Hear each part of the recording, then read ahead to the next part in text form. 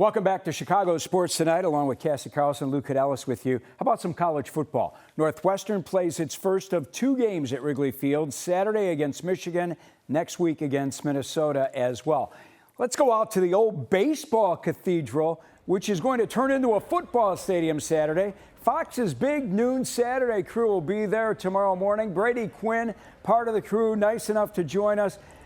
Brady, the weather is for baseball. Northwestern, I know, has played a few games over the years at Wrigley. How does the old ballpark look at this time of the year right now? It looks gorgeous. It couldn't look any better. Lou, thanks guys for having me on. But it looks gorgeous. It looks like it's set up for a football game, but obviously there's still the nostalgia of what is Wrigley Field. So we're standing just right outside the outfield right now, and it's absolutely gorgeous. That's awesome. Hey, Michigan, I want to get right into the game because I know you're pressed for time. Michigan has zero margin for error when it comes to the college football chase right now, college football playoff chase. They're in the thick of the Big Ten title hunt right now. This game means everything for the Wolverines, right? Yeah, I mean, and it's not even just winning. I think they also have to win in an impressive fashion because they're not going to be playing in the Big Ten championship game. And on top of that, there's going to be a decent chance that they have to be able to win by sizable margins versus some of these teams that they should beat somewhat easily. And then finally, there's the big matchup versus Ohio State at the end of the season. And that's really where we're going to find out whether or not they will be able to make it in the college football playoff. I'm not sure with the loss to Ohio State and 3 losses on the season, they'll still be able to make it in as an at-large bid. Let's talk about Northwestern a little bit because they were picked to finish 17th in the Big Ten preseason poll. Now they're right in the middle of the pack. Where do you feel like they have surprised people the most? I think by one being competitive. I mean, this is a different team than what we saw last year. Tremendously physical on both sides of the football. They're able to run the football effectively too. The passing game has left a little bit to be desired, but at times Preston Stone has stepped up and made plays when he's needed to. So this is, to me, a team that I think Coach Braun has built a foundation where they're building off of really since he's been there, but more importantly, what they've been able to accomplish so far this year.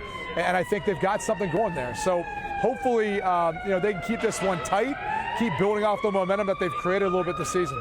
Brady, Northwestern needs to win 1 game to become bowl eligible. Do you think it happens against Michigan, next week against Minnesota, or the final game against Illinois and Champaign? I would say their best chance is most likely Minnesota. I think that's probably going to be the best chance to become bowl eligible, which is, again, a big stepping stone for a team that's been through a state of transition, obviously, over the past few years. But Michigan's going to be a tough out. They've got to find a way of getting some turnovers, making some big plays too in the passing game, which they've struggled to do. And then Illinois is also another competitive team. They've got a shot, but again, Minnesota's probably their best chance. All right, let's talk about the CFP rankings and the new ones this week because unchanged at the top with Ohio State and Indiana representing the Big Ten. Are you surprised that the Hoosiers are legit again this season? Not surprised, man. I think, honestly, they've even gotten better. Their schedules tested them a bit more than what we saw last year from them, and they answered the call.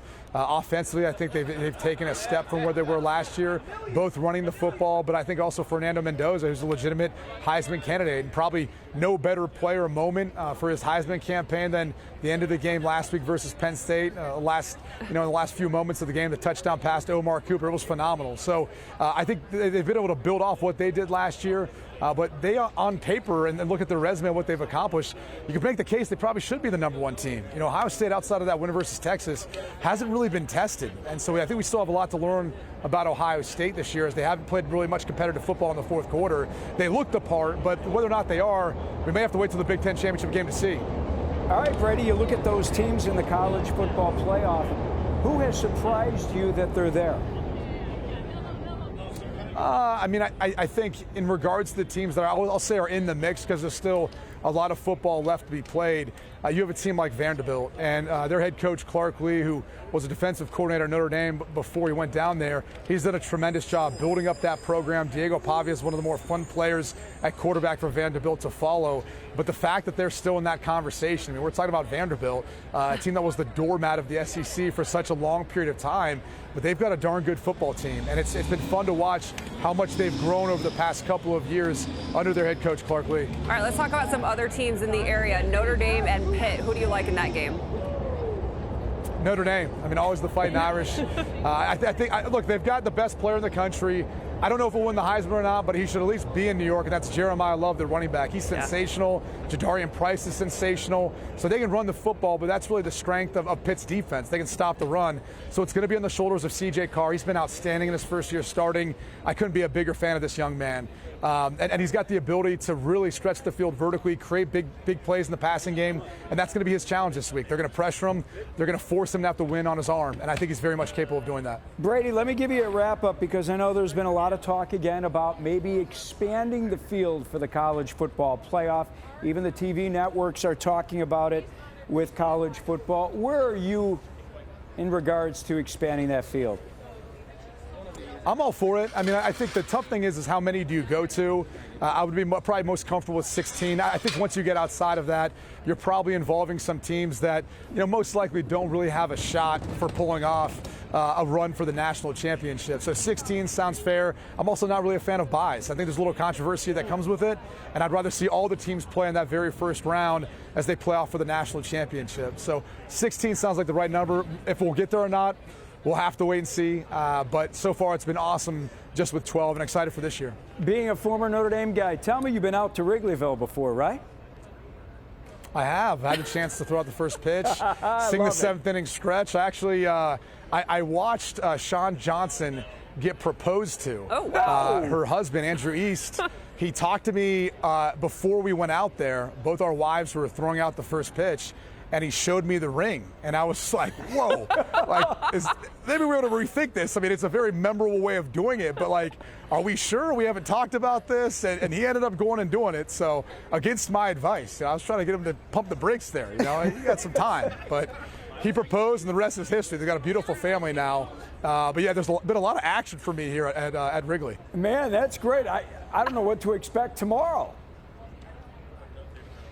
Well, hopefully everyone's not going to stay out to have too much fun in Chicago tonight, because that'll get you from time to time. I had my own fun adventures back when Jeff Samardzija was pitching for the Cubs over at Old Harry Carey's. Oh, yeah. man. So we had a few adult beverages back in the day, a time or two. So I know Leinert's hungover right now, so we're going to try to go get him to sober up, maybe grab a nice dinner, and we'll see if we can't get him to get back into it.